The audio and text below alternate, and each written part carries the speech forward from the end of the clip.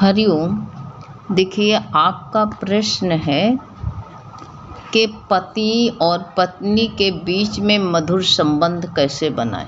पति और पत्नी के बीच में मधुर संबंध कैसे बनाएं। हाँ, बहुत अच्छा प्रश्न है। पति और पत्नी के बीच में संबंध कैसे होते हैं। देखिए, कहा है कि शादी के बंधन में बंधते समय जिस प्यार को निभाते हैं, पहले से जब बंधन में बंधते हैं, वह वचन पति और पत्नी दोनों लेते हैं, लेकिन धीरे धीरे कहते हैं वो कम होने लगते हैं। पहले बहुत अच्छा संबंध होता है, एक दूसरे की शादी के साथ में या अपना प्रेम विवाह करते हैं, बहुत ही निकटता महसूस होती है कि हम शादी करें, लेकिन धीरे धीरे वो जो है कम होने लगते हैं। ऐसा क्यों होता है, क्या कारण होता है बताओ। क्यों हमारे संबंध में कहते पहले वाली मिठास क्यों नहीं रहती है, क्यों नहीं रह पाती है बताओ। क्योंकि अहंकार रूपी राक्षस हमारे प्रेम को कहते हैं, हमारा प्रेम जो है ना उसको असन कर लेता है, खा जाता है, जला डालता है, अग्नि में फूंक देता है, खाक कर देता है। पहले वाला प्रेम जो अहंकार आता है ना, ये राक्षस है। ये राक्षस ने जो है ये राक्षस जो है हमारे प्रेम को जो है जला डालता है, खा जाता है। और खा जाता है तो पति पत्नी कहते हैं वो के बीच संबंध टूटने जैसे लगते हैं, संबंध में खटास आने लगती है। यही समस्या आज है।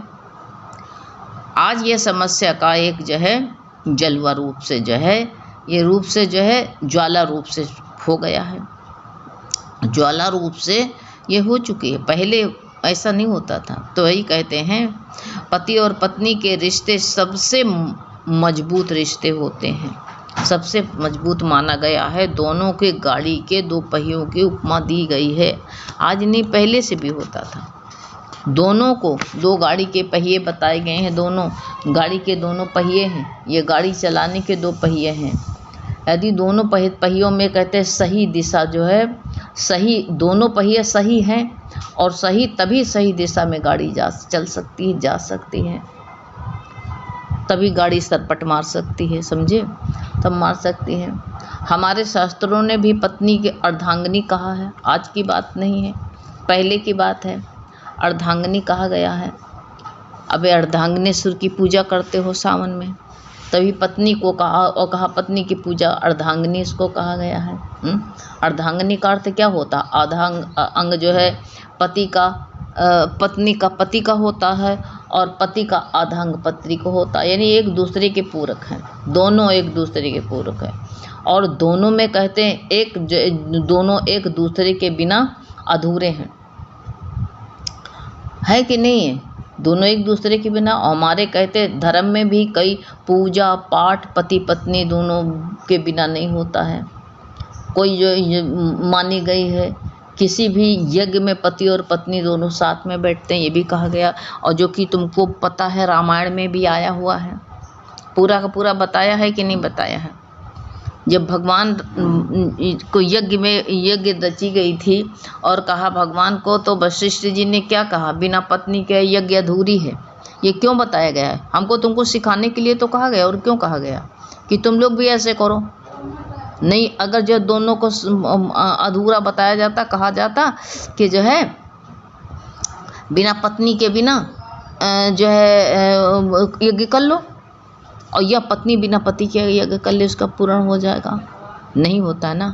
पत्नी को तो नहीं आया है कि पति के बिना यज्ञ नहीं कर सकती है, बैठ सकती है, क्योंकि कुंवारी रहती बैठती, कुंवारा लड़का भी। लेकिन शादी होने के बाद दोनों को बताया पूरक होते हैं एक दूसरे के। तो यही बताया गया है, यज्ञ का भी पति और पत्नी दोनों साथ में बैठते हैं, यही साथ होता है। हमारा समाज भी कहते पति पत्नी के संबंध से प्रभावित होता है, ये सोच लो, यही भी बताया गया है। यदि पत्नी पत्नी में तो, और ये और बात बड़ी लंबी होती है, पति और पत्नी में अगर लड़ाई होती है तो बच्चों में कहते हैं संस्कार यही पड़ जाएंगे, उसके अंदर में भी संस्कार ये धंस जाएंगे बच्चों के।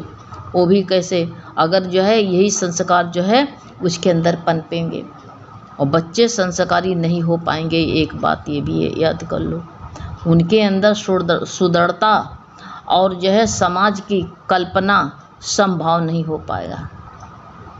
ये संभावना मत करना। यदि पति पत्नी दोनों कहते हैं आपकी आपसी में समझदारी व प्रेम से नहीं रहेंगे तो बच्चे भी समझदार नहीं हो पाएंगे। प्रेम उनके अंदर भी नहीं पनप पाएगा, प्रेमी नहीं हो पाएंगे, समझदार बच्चे नहीं हो पाएंगे। ये सोचो, हमारे देश का जो है ये भविष्य वो कैसे बना पाएंगे वो बच्चे ऐसे। इसलिए कहते हैं हर हालत में हमें संबंध में मजबूती समझदारी होना चाहिए। इस विषय में यही कहा जाता है कि जो है आज कहते हैं आज पहले के ज़माने से आज इस विषय में पहले कहा है नहीं, इसको ये एक ही बात होती है। इसलिए कहा गया है कि आज की नारी में और पुराने समय की नारी में बहुत फ़र्क पाया जाता है, बहुत फ़र्क पाया गया है। आज की नारी और पुरानी नारी में बहुत फ़र्क होता है। पूरी तरह से वो कहते हैं आर्थिक रूप से वो कहते हैं आत्म रूप में है। इससे कहते और इससे बदला भी है, उसके अंदर एक बात और आ जाती है, आर्थिक रूप से वो मजबूत हो जाती है, कमाने लगी, पढ़ने लगी, बराबरी चलने लगी तो उसके अंदर अहंकार की बदबू भी आने लगती है, अहंकार की भावना वो उसके अंदर जो है आने लगती, क्योंकि उसको सहन करने में थोड़ी सी भी बात उसको सहन नहीं कर सकती है। वो यही बात होती है, प्रेम ना होने का कारण यही होता है। वो कहती मैंने ज़िंदगी में अनुभव यही किया है कि किसी भी रिश्ते को मजबूत बनाने के लिए कहते हैं वो समर्पित और सहन करना पड़ता है, कुछ ना कुछ तो सहना पड़ता ही पड़ता है।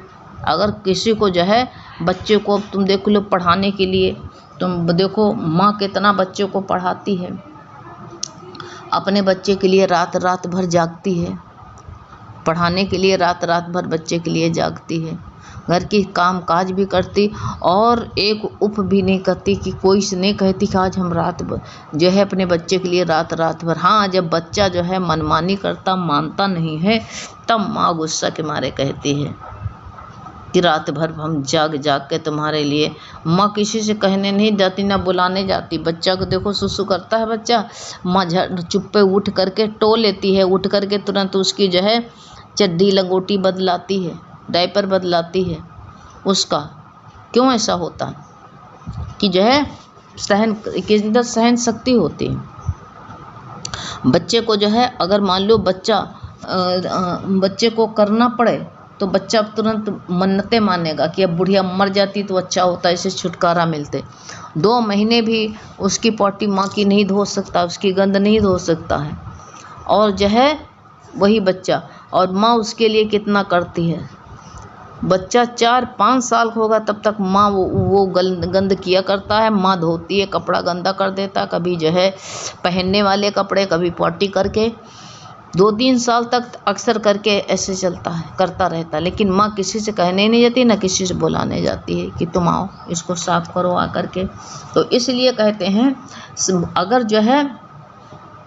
अगर रिश्ता पक्का करना है, रिश्ता को जो है सहन करना पड़ेगा तुमको। सहन शक्ति स्त्री के अंदर बहुत होती है, लेकिन जो है अकड़ जाती है। तभी कहते सहन करोगे तो रिश्ता मजबूत होगा तुम्हारा, और अकड़न छोड़ना पड़ेगा तुमको। नारी में इतना कहते हैं प्रेम भी इतना बहुत भारी प्रेम होता उसके अंदर, ऐसी बात नहीं है, सहन कर लेती हैं। हम देखते हैं वो देखिए वही गुरु कहते नहीं है कि बार बार तुम देखो पुरानी दुनिया में जाओ, अपने देखो बच्चन पालन में कितनी जो है जिम्मेदारी उसको उठानी पड़ती है, कितना कष्ट सहना पड़ता है उसको। तो इसलिए कहते नहीं है कि वो पति के लिए भी कहते हैं, लेकिन वह करवट सह नहीं सकती थोड़ी भी। और का देख लो, सब पति के लिए कहते करवा चौथ निराजल हो करके रहेगी, व्रत करेगी, उसके चेहरे पर एक चिकन भी नहीं आ सकता है लंबी उम्र के मांगने के लिए, लेकिन उसको करवाहट नहीं अच्छी लगती है, कहीं से शिकायत भी नहीं करती। तो यही कहते तादाम जो होता है, यही जो है इंसान को जो है अहंकार ना हो तो नारी सब कुछ कर सकती है। तो मधुर संबंध बनाने के लिए सहन करना पड़ेगा, और सहन करने में तभी गृहस्थ अच्छा बन पाता है, ये याद कर लो। तभी बच्चों के अच्छे संस्कार डालते हैं, और संस्कारी बहू तभी कही जाती है। लोग इसका उदाहरण देंगे कि फला की बहू भाई बहुत संस्कारीन है, बहुत धैर्य में है, बहुत वो जो है उसका निमा भाव है, सब लोग बता कहेंगे कि नहीं कहेंगे ऐसे। और जो है पति भी, जब हमारा खटपट नहीं होता है, हमारा जो आपने पूछा है कि मधुर संबंध कैसे बनाएं, कैसे बने रहें, आपका प्रश्न है कि मधुर संबंध कैसे बने रहें। तो इसके लिए देखिए, अगर धैर्य सह लेती है स्त्री, उसके अंदर सहने की जो है क्षमता आ जाती है, तो भी उसके देखो प्रशंसा भी की जाती है, सब जगह बड़ाई भी कही जाती है। 4 लोगों में बैठ करके पुरुष पति वही कहता है मेरी पत्नी जैसे कोई नहीं है, बहुत हिम्मती है, बहुत साहसी है, बहुत मेहनती है। तो ये मधुर संबंधित तो हैं, इसे कहलाते हैं। लेकिन एक इंसान जरा सा कर्कशपन होता है, उसके वजह से कर्कशपन के वजह से जो है उसका सब काम बिगड़ जाता है। यही तो गुरु कहते हैं कर्कशपना छोड़ नहीं पाते हो, और कर्कशपना ही जो है तुम्हारी क्या जबान, यही कहते नहीं, इसी जबान से खट पर, इसी जबान से पट पर। अगर जो है जबान मीठा बोलोगे तो यही जबान से तुमको राजा जो है मीठा बोलोगे, अच्छा बोलोगे, तो इसी जबान से जो है तो राजा जो है तुम्हें जो है अपने पालकी पर भी बैठा लेगा।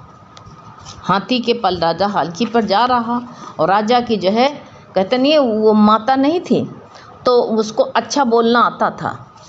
तो राजा की सवारी निकल के जा रही थी, और उसका बच्चा, एक ही बच्चा था, माँ विधवा थी। तो उसका जो है बच्चे ने ईंटा मारा, और वो ईंटा जो है फेंका फल वल तोड़ने के लिए, जामुन आम तोड़ने के लिए, बच्चे मारते नहीं हैं, और ईंटा जा करके राजा को लगा मत्थे पर, राजा लहूलुहान हो गया। और जब राजा के खून निकला तो भाग गया, और भाग गया तो फिर अब सब ने कहा देख तेरे बच्चे को, बुढ़िया तेरा बच्चा ने राजा को पत्थर मारा, अब देख तेरे बच्चे को फांसी लग जाएगी, देखना क्या होगा, क्या होता है, राजा क्या करेगा। माता ने कहा कुछ नहीं होगा। अच्छा तो नहीं लगा, लेकिन उस माता को प्रशंसा करना बहुत आता था। देखा राजा सुबह आ रहा है इसके घर में, तो बूढ़ी माँ जो थी राजा की प्रशंसा कर ले। कहा तुम लोग कहते हो राजा फांसी देगा, अरे एक पेड़ होता है, उसको ईंटा मारो तो फल देता है, आम देता है, जामुन देता है। क्या राजा हमारा पेड़ से भी ज़्यादा गया गुजरा है? वो तो बड़ा धर्मात्मा है, बड़ा ही जो है सबको माफ़ी देने वाला है, सबको माफ़ करता है। राजा सबकी माफ़ी में, राजा माफ़ी न दे तो राजा कैसे हैं? इसीलिए तो बड़ा होता मेरा राजा, बड़ा धर्मात्मा मेरा राजा। तो राजा आ रहा था, और जो राजा ने अपनी प्रशंसा सुनी तो बच्चे को बुला करके उसको इनाम दिया। उनको सज़ा तो नहीं दी, माफ़ी दिया और इनाम दिया। कहा संभल के खेलना, इंसान को देख करके। तो जवान ही तो है, इसी जबान से, तो ये कहा इसी जबान से मानुष जो होता है खट पर हो जाता। राजा उठा करके अपने पालकी में भी बैठा सकता, खाट पे भी बैठा सकता है, लेकिन इसी जबान से मीठा बोलना आ गया तो। लेकिन इसी जबान से अगर करवाहट होगी तो राजा हाथी के पैर के नीचे कुचला भी सकता है। इसलिए ये सृष्टि का मालिक कौन है? राजा है हमारा, और राजा वो सबके अंदर बैठा हुआ है परमात्मा। तुम स्वयं भगवान हो, तुम्हारे अंदर वो परमात्मा बैठे हैं।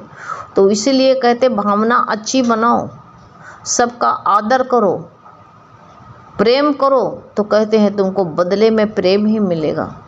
ऐसे सबको, चाहे माता हो, चाहे पिता हो, चाहे पति हो, सबके प्रति यही आवश्यक है कि सबके साथ अच्छी बातें, मीठा बोलना सीखो।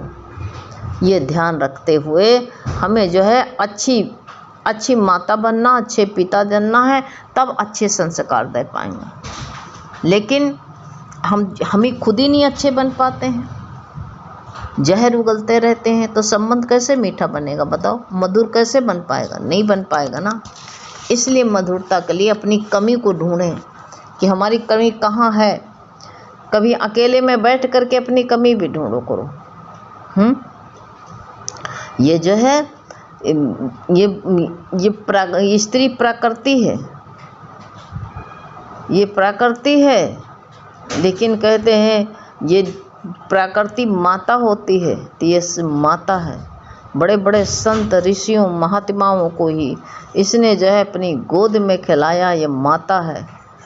भगवान राम को गोद में खिलाया है, सबको ये वो माता है, और वही माता तुम भी हो। मधुर संबंध नहीं बना सकते हो। कौशल्या ने कभी दशरथ को कटु वचन कहे, कैकेयी ने कहे तो देखा क्या हश्र हुआ, सब तहस नहस हो गया।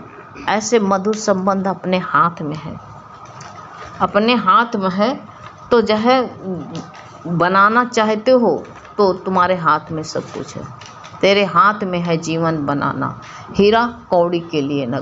तो इसलिए जो है ये व्यवहार में